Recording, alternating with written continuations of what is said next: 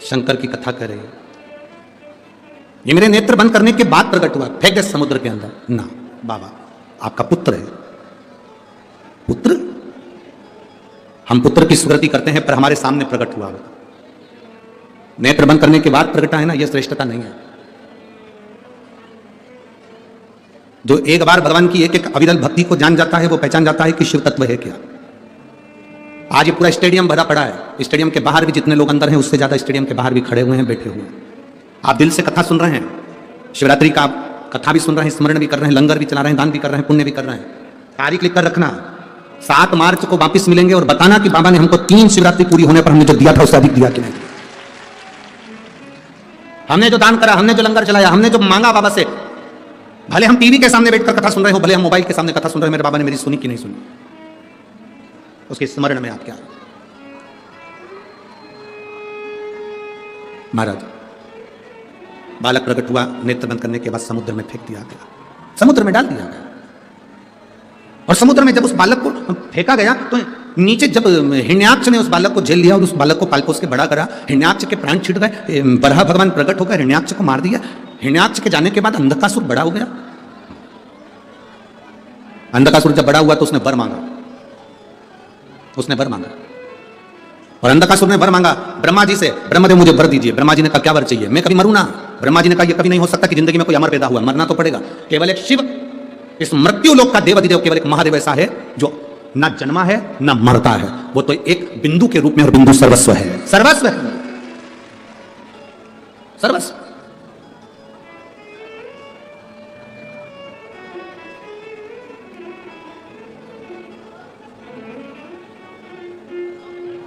भारत की भूमि पर एक शिव जी का मंदिर ऐसा है जहां गुरु नानक देव जी बैठकर,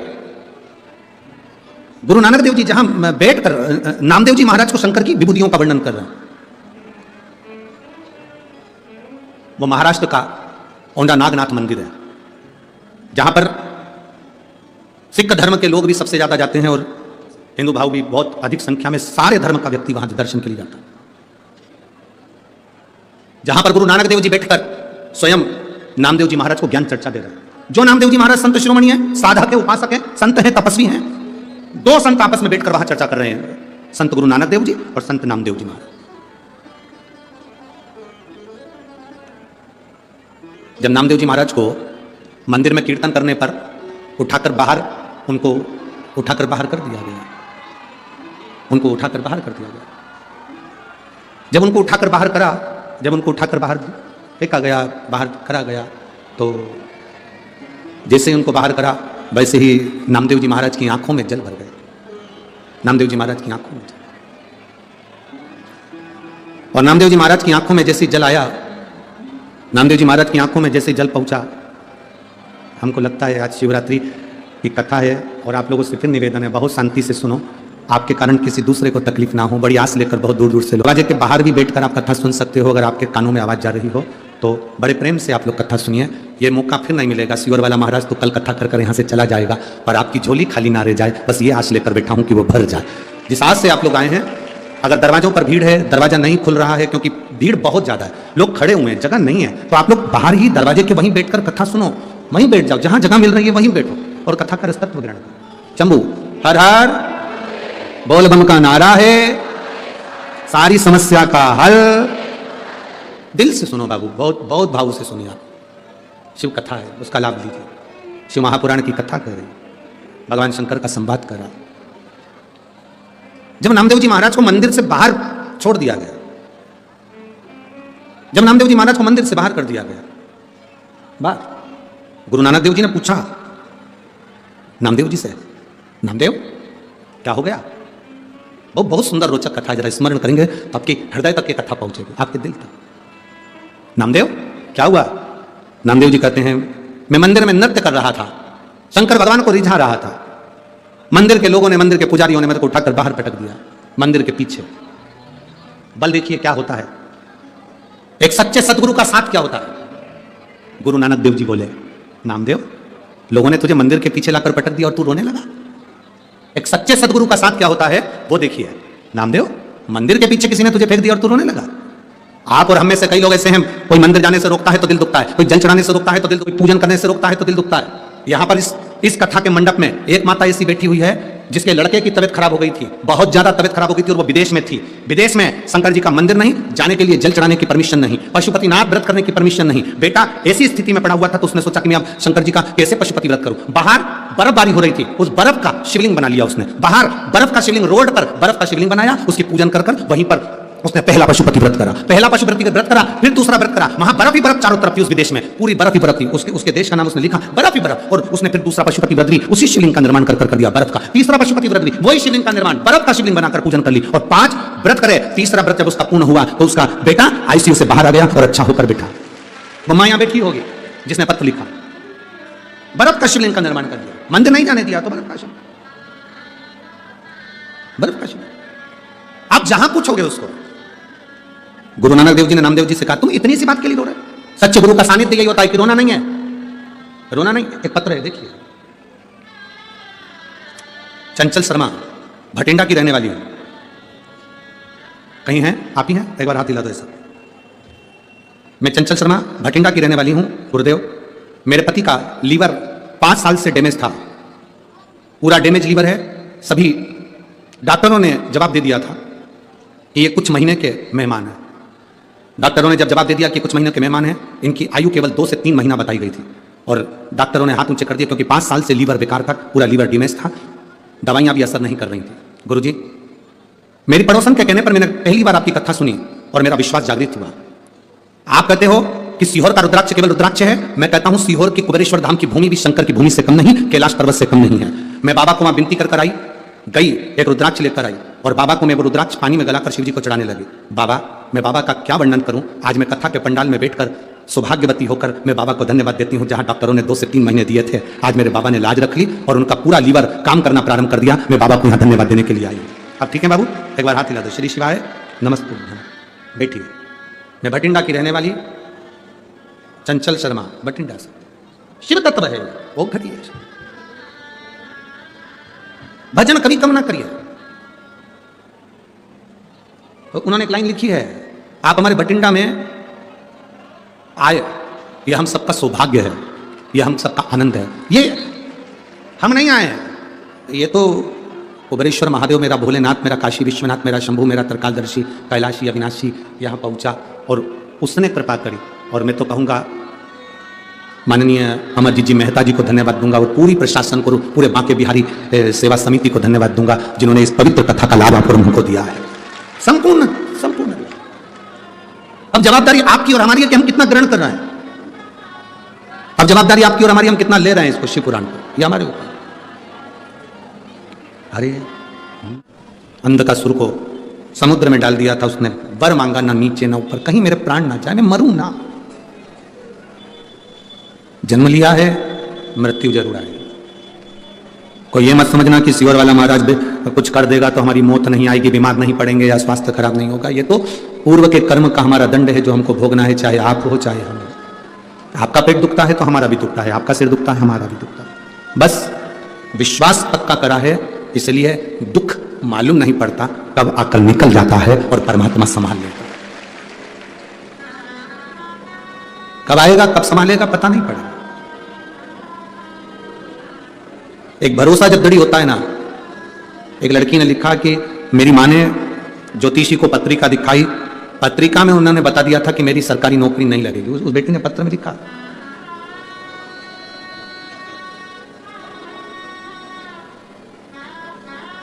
और वो बेटी लिखती है कि मेरी सरकारी नौकरी नहीं लगेगी, ये बोल दिया गया था।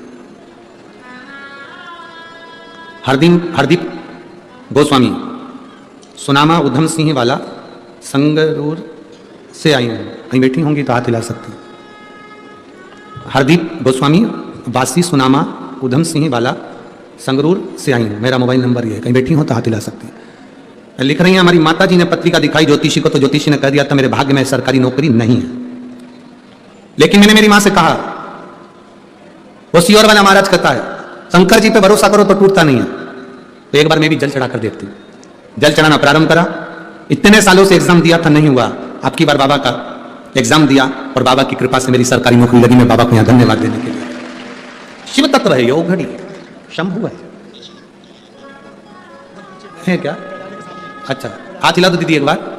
हाँ, कैमरे वालों को आप दिख गए हो? हाँ दिख गए? हाँ ठीक है। हाँ एक बार हाथ हिला दो। ठीक है दिख गए, बैठ जाओ। श्री शिवाय नमस्ते। ज्योतिषी कह दिए सरकारी नौकरी नहीं लगेगी, पर दुनिया का सबसे बड़ा ज्योतिषी एक है जिसने समय बनाया, नक्षत्र बनाए, घड़ी बनाई, काल बनाया, उसी को लोगों ने महाकाल कहा। अकाल मृत्यु वो मरे जो काम करे चंडाल का, और काल उसका क्या बिगाड़े जो भक्त हो महाकाल का। जो शिव का उपासक, उसे क्या सोचना, क्या विचार करना।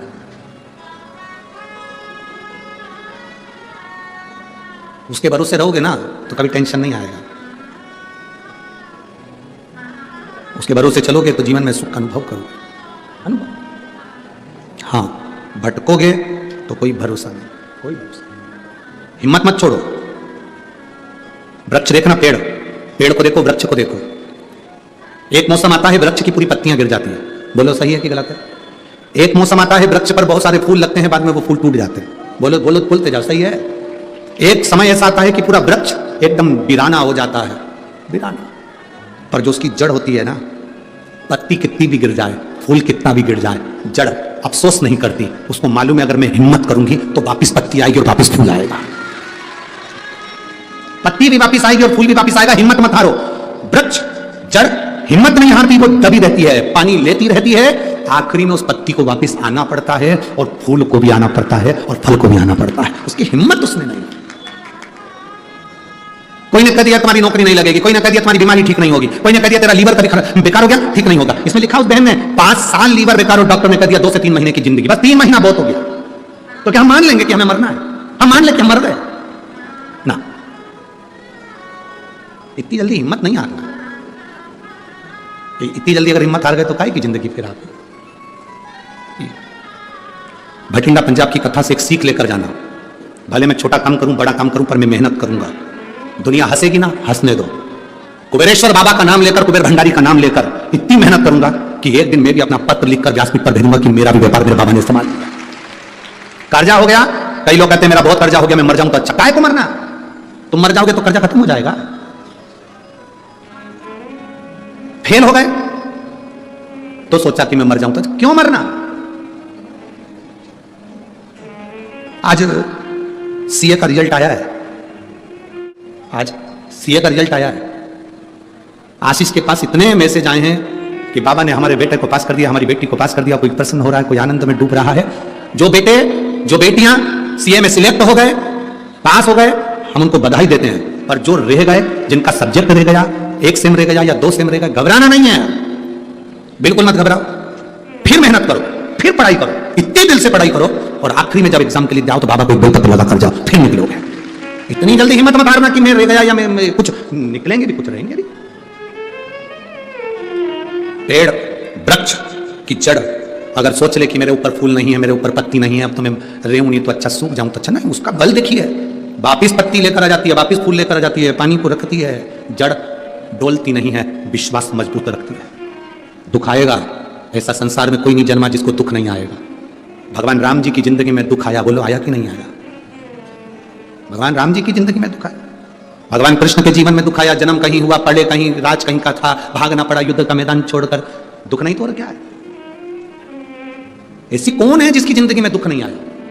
माता जानकी जी के जीवन में दुख था, माता रुक्मणी के जीवन में दुख था, राधा जी जिनका आप नाम स्मरण करते हो, क्या उनकी जिंदगी में दुख नहीं था? कितना दुख। मृत्यु लोक में आने के बाद परमात्मा को भी दुख भोगना पड़ता है। तो आप और हम कोई अलग से नहीं आए, हमको भी दुख भोगना पड़ता है। बस इतना याद रखना, राम जी की जिंदगी में दुख आया था तो उन्होंने शंकर जी की पूजन करी थी, फिर लंका पर चढ़ाई करी थी। भगवान कृष्ण के जीवन में दुख आया था तो उन्होंने नागेश्वर की स्थापना कर भगवान शंकर की पूजन करी, तब उनके घर में संतान की प्राप्ति हुई। सीता जी के जीवन में दुख आया तो उन्होंने शंकर जी की पूजन करी। राधा जी के जीवन में आया तो उन्होंने शिव जी का पूजन करा। 33 कोटि देवताओं के जीवन में दुख आया तो उन्होंने शंकर की आराधना करी और उस दुख का निवारण हुआ। आपकी जिंदगी में भी दुख आए तो 1 लोटा जल पकड़कर शिव जी के मंदिर जाना और दुख का निवारण करेगा। बोल बम का नारा है सारी समस्या का हल। वो जीवन में दुख का निवारण करेगा। अंधकासुर ने मांगा कि मेरे प्राण ना जाएं।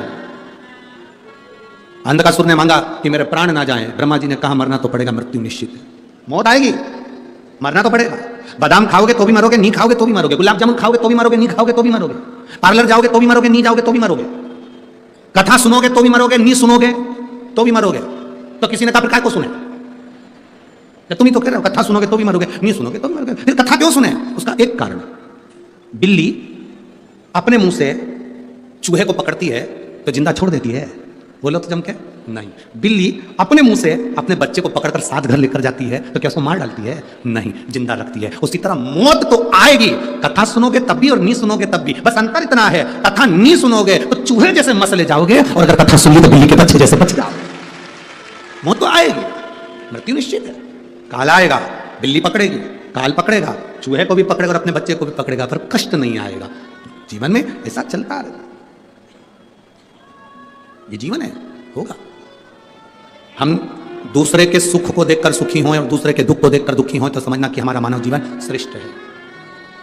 एक बुढ़िया दरवाजे पर बैठी थी, सामने से कपास की गाड़ी निकली। रुई, रुई बोलते हो कपास बोलते हो? क्या बोलते हो? रुई, कपास की गाड़ी निकली। बुढ़िया ने सोचा इतना सारा कपास, इतनी सारी रुई, कितनी महंगी बिकेगी, इतना पैसा आएगा, तो पैसा आएगा तो उसका बंगला बन जाएगा, गाड़ी आ जाएगी। बुढ़िया दरवाजे पे बैठी बैठी चक्कर खा के नीचे गिर गई। उसके घर के लोग बाहर आए, माँ क्या हो गया? माँ उठो माँ। माँ को उठाने लगे, डॉक्टर को बुलाने लगे, अंदर ले गए, पानी का छिट्टा दिया, नहीं उठी। खूब उसको हिलाया डुलाया, नहीं उठी। सामने एक आंटी रहती थी, उन आंटी के पास में खबर पहुंच गई कि माँ बीमार हो गई। आंटी, मेरी मम्मी को ना जाने क्या हो गया। आंटी ने पूछा क्या हुआ? ना जाने क्या हो गया, चक्कर खा के गिर गई। आंटी ने पूछा कहाँ बैठी थी? घर के बाहर। घर के बाहर से कुछ निकला था? हाँ, कपास की गाड़ी निकली थी। अच्छा, तू जा, अभी तेरी माँ उठती है। आंटी दौड़ती दौड़ती आई और आकर बोली, जीजी उठ, जिस कपास की गाड़ी को तू देख रही थी उसमें आग लग गई। जीजी उठ के बैठ गई, उठ के। दूसरे का वैभव देखकर डिप्रेशन में चली गई थी, दूसरे की सत्ता देखकर, दूसरे का वैभव देखकर, दूसरे का बंगला देखकर, गाड़ी देखकर उसको डिप्रेशन आ गया था, चक्कर खा के नीचे गिर गई थी। जैसे ही सुना कि उसकी गाड़ी में आग लग गई, खुश होकर उठ गई, चक्कर खत्म। ऐसे कई लोग हैं दुनिया में जो किसी को सुखी नहीं देख पाते हैं, और ऐसे कई लोग हैं दुनिया में जो सबको सर्वे भवन्तु सुखी ना, सबको सुखी देखा। अरे लुटा दिया भंडार काशी वाले ने, कर दिया माला। जो सबके लिए सोचते हैं, शिव महापुराण किसी एक व्यक्ति के लिए नहीं है, शिव महापुराण सबके लिए। कई लोगों के मन का प्रश्न रहता है, गुरुजी बड़े बड़े महाराज भी सबसे मिलते हैं, बड़े बड़े महात्मा भी सबसे मिलते हैं, बड़े बड़े गुरुजी भी सबसे मिलते हैं, तुम अनूठे पैदा हुए किसी से नहीं मिलते। हम उनसे पूछते हैं मिलकर करेंगे क्या? जो कुछ बोलना है व्यासपीठ से बोलेंगे। आपके दुख का निवारण हमारे पास में नहीं है, आपके दुख का निवारण केवल शिव महापुराण के अंदर है। और शिव महापुराण की कथा जब व्यासपीठ से होती है, वो एक का निवारण नहीं करती, जितने सुनते हैं सबका निवारण करती है और सबकी झोली भरती है।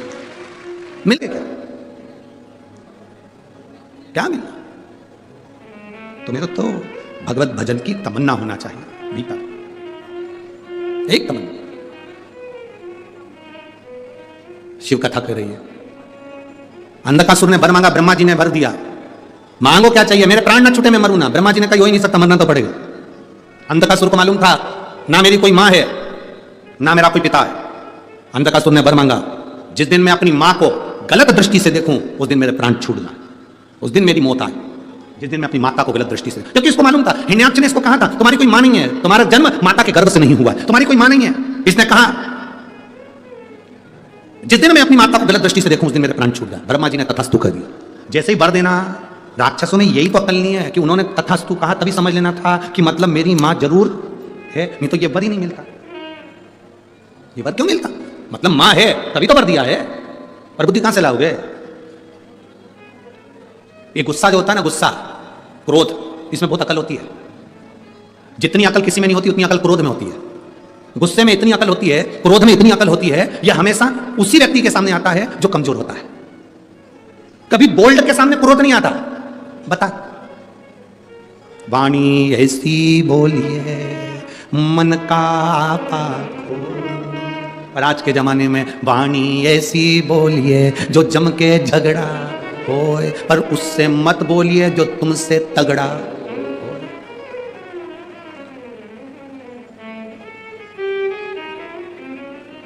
एक पत्र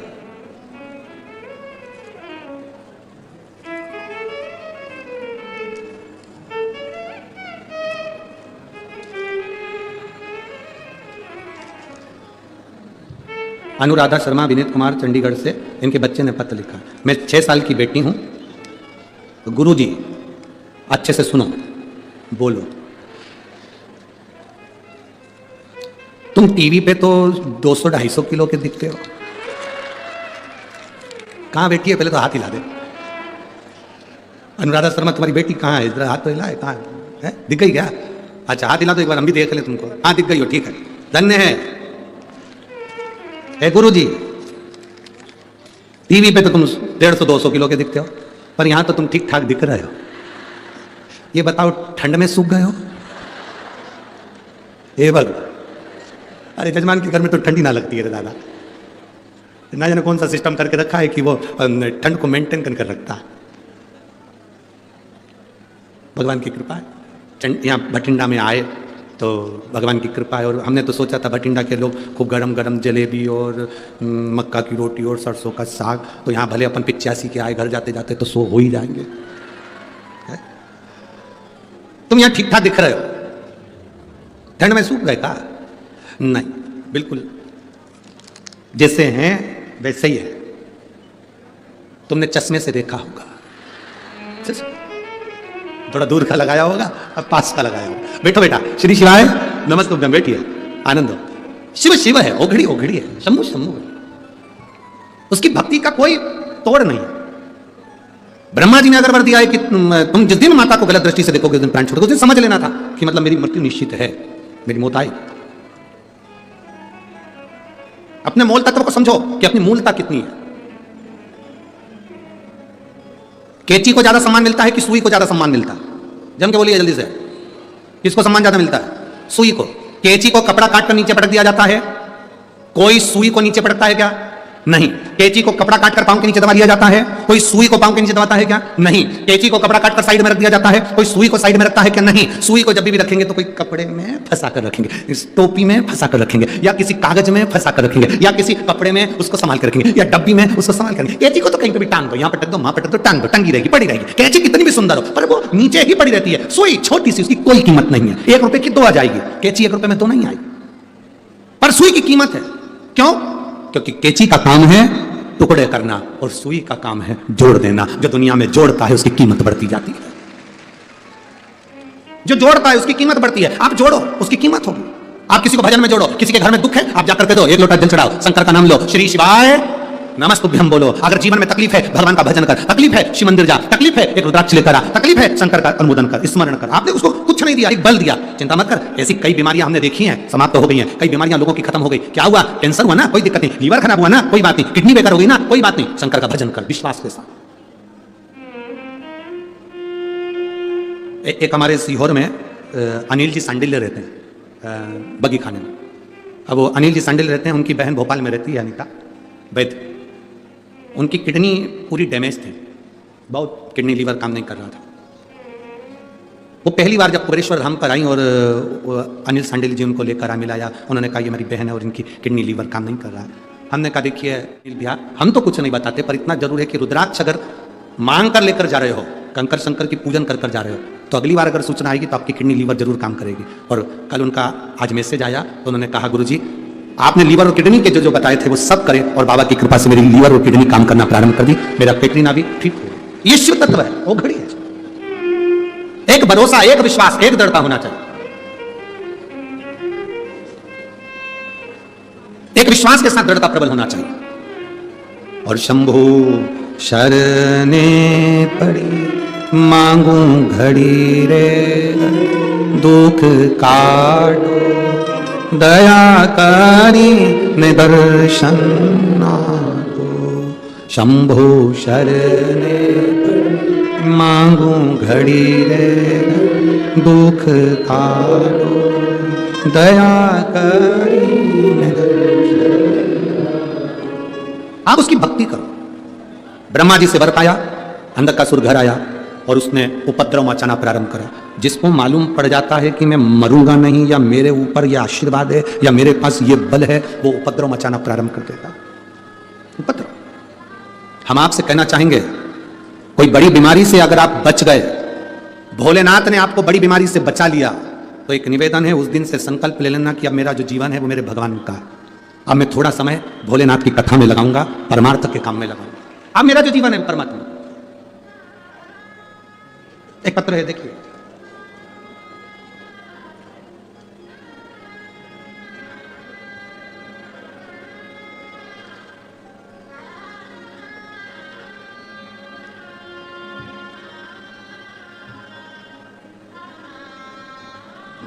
मैं कमला देवी, पत्नी श्री राम बाबू सिंगला, जाखल मंडी, तहसील टोहना, जिला फतेहाबाद, हरियाणा की रहने वाली हूँ। मेरा मोबाइल नंबर ये, कहीं बैठी हैं? हाथ हिलाओ एक बार। हाँ, दिख गए हो, ठीक है। श्री शिवाय नमस्ते। मैं भोले बाबा का क्या वर्णन करूँ गुरुदेव। मेरे पति जून 2023 में बहुत बीमार हो गए थे, 3 महीने तक कुछ नहीं खाया। जांच कराने पर पता चला कि उनके फेफड़े बेकार हो गए, उसमें पानी भरा गया है। डॉक्टर ऑपरेशन का कर रहे हैं। पति आए हैं साथ में? पति आए हैं साथ में? नहीं आए। गुरुदेव डॉक्टर ऑपरेशन का कह दिए थे, तब हम बड़े दुखी हुए। तो हम 29 जून को बाबा की कथा का वर्णन श्रवण किया। एक बेलपत्र शिव जी को चढ़ाना, लोटा भर के जल चढ़ाना, उसको पाना प्रारंभ करा, पिलाना प्रारंभ करा, बेलपत्र खिलाना प्रारंभ करी। दूसरी बार जब जांच कराने के लिए गए तो बाबा का हम क्या गुणगान करें। डॉक्टरों ने कह दिया इनके फेफड़े का पानी निकलना प्रारंभ हो गया है, अब इनके ऑपरेशन की जरूरत नहीं है। ठीक है बाबू, हाथ हिलाइए एक बार। श्री शिवाय नमस्तुभ्यम। बैठिए। शंभू की कृपा इसी को करते, इसी को दान करते। अरे तेरा ही दिया मैंने खाया पिया, तेरा शुक्रिया, तेरा शुक्रिया, मुझे भोले बाबा ने बहुत दे दिया, तेरा शुक्रिया, तेरा शुक्रिया है। ये शिव तत्व है, ओघरी है शंभू। एक भरोसा आपके भीतर जागृत होना चाहिए, एक भरोसा, एक विश्वास। हमारे बीच में माननीय श्री अमन अरोड़ा जी पधारे हैं, कैबिनेट मंत्री पंजाब सरकार से। एक बार जोरदार ताली बजाकर उनका स्वागत, वंदन, अभिनंदन। मैं साधुवाद करता हूं माननीय श्री अमन अरोड़ा जी को, कैबिनेट मिनिस्टर पंजाब सरकार को। आप भगवान शिव की कथा में आज शिवरात्रि के दिन पधारे, आपको बहुत बहुत साधुवाद है। शिव तक एक बार जोरदार ताली बजाकर बहुत बहुत साधुवाद आपके लिए। शिव भक्ति का एक मूल है। अंधकासुर को लगा, उपद्रव मचाया। जैसे उपद्रव मचाना प्रारंभ करा, तब देवताओं ने कहा कि इसकी मृत्यु कैसे होगी। तो ब्रह्मा जी ने कहा मृत्यु केवल एक ही चीज से होगी, यदि अपनी माता को गलत दृष्टि से देखेगा। एक बार अंधकासुर ने अपने द्वारपालों से कहा मुझे विवाह करना है, जो सबसे सुंदर स्त्री है उसको मेरे लिए लेकर आ। द्वारपालों ने कहा जो सबसे सुंदर स्त्री है वो तो पार्वती है और उनको भगवान शिव लेकर चलेगा। उनका विवाह तो शंकर जी के साथ हो गया, शिव जी के साथ। हाँ, पर मुझे तो विवाह करना है। शिव जी से विवाह हो गया तो क्या हुआ, चलो मैं लेकर आता हूं। और अंधकासुर आज अहम में डूबकर, अहंकार में डूबकर, आसक्ति में डूबकर कैलाश पर्वत पर पहुंच गया। अहम में डूबकर जब कैलाश पर्वत पर गया, अब देखो अंधकासुर को उसके गुप्तचरों ने समझाया कि शिव ओघड़दानी है, उनकी धर्मपत्नी है पार्वती जी, किसी स्त्री पर, किसी नारी पर स्त्री पर नारी पर गलत दृष्टि देना उत्तम नहीं है, ये समझाया, कहा गया। पर सुने कौन? कौन सुने? अब कितना कितना लोग समझाए। जैसे एक हाथी होता है ना, उस हाथी को कोई महावत गंगा जी के जल में नहला रहा है, महावत गंगा में स्नान करा रहा है, हाथी को खूब साबुन से मला, चकाचक किया, स्नान कराया, और महावत उसको लेकर चला, वो आगे जाकर मिट्टी अपनी सुकर अपने ऊपर फेंके, तो महावत का कितना दिल दुखे कि बताओ हमने हाथी को इतना नहलाया था, इतना साबुन लगाया, शैम्पू लगाया, इसके बाद भी हाथी ने मिट्टी डाली। उसी तरह अंधकासुर को समझाने वालों ने समझाया, अंधकासुर को बताने वालों ने बताया तुम गलत करने जा रहे हो, शंकर जी की धर्मपत्नी है पार्वती, किसी स्त्री पर गलत दृष्टि देना यह उत्तम नहीं है। जिसके गले में मंगलसूत्र है, मांग में सिंदूर है, माथे पर बिंदी है, हाथ में चूड़ी है, पांव में बिछुड़ी है, और तुम उस स्त्री को गलत दृष्टि से देखा, ये ठीक नहीं, ये श्रेष्ठ नहीं है। सुना सुना क्रोध आया, बहुत क्रोध। अंधकासुर को इतना गुस्सा आया कि अपने गुप्तचरों की प्राण ले लिए। अच्छा बोलने वाला, अच्छी सीख देने वाला, कई लोगों को बहुत बुरा लगता है, ये अच्छा क्यों बोल रहा है, अच्छी सीख क्यों दे रहा है, क्यों? जितने राष्ट्र के संत हैं, साधु हैं, गुरुजन हैं, तपस्वी जन हैं, साधक हैं, उपासक हैं, चाहे वो संत नामदेव जी हों, चाहे गुरु नानक देव जी हों, चाहे रामकृष्ण परमहंस जी हों, चैतन्य महाप्रभु जी हों, श्रीमद् वल्लभाचार्य जी हों, श्री रामानुजाचार्य जी हों, श्री निम्बार्काचार्य जी हों, मीराबाई, कर्माबाई, नरसिंह मेहतान, ये सब जितने जितने राष्ट्र के संत हुए हैं, इन्होंने अच्छा देने का प्रयास करा, समझाने का प्रयास करा, जो समझ गया उसकी बुद्धि में बैठ गया, और बैठ गया तो आज तक उसका नाम लिया जाता। आज तक लोग कहते हैं कि उसने कुछ ग्रहण किया। और जो नहीं, यहाँ आप लोग बैठे आज शिवरात्रि, आज महीने की पहली शिवरात्रि 2024 की आज प्रथम शिवरात्रि का स्मरण करने बैठे हो। आप बैठे, आपने मुख से बाबा का नाम पुकारा, जैसे ही बाबा के नाम का पुकारना करा और उसके बाद में आपने अपने दिल की बात बाबा से कही तो उसने सुना। आप कहोगे तो सुनेगा। बच्चा रोता है, मां दूध पिलाती है, बच्चा जिद करता है, पिता कॉफी दिलाते हैं। आप परमात्मा के सामने क्यों नहीं रो सकते? आप परमात्मा के सामने क्यों जिद नहीं कर सकते? पर हमारी आदत पड़ी, हम दूसरे के आगे जाकर जिद करते हैं, दूसरे के आगे जाकर रोते हैं। पड़ोसन से जाकर कहते हैं मुझे ये तकलीफ है, रिश्तेदारों से कहते हैं मुझे ये तकलीफ है। कभी परमात्मा के सामने जाकर, उसके सम्मुख में जाकर अपनी आंख में आंसू आ जाए तो समझ लेना कि परमात्मा से तुमने अपने दिल की बात कही है। परमात्मा से। श्री शिवा नमस्तु।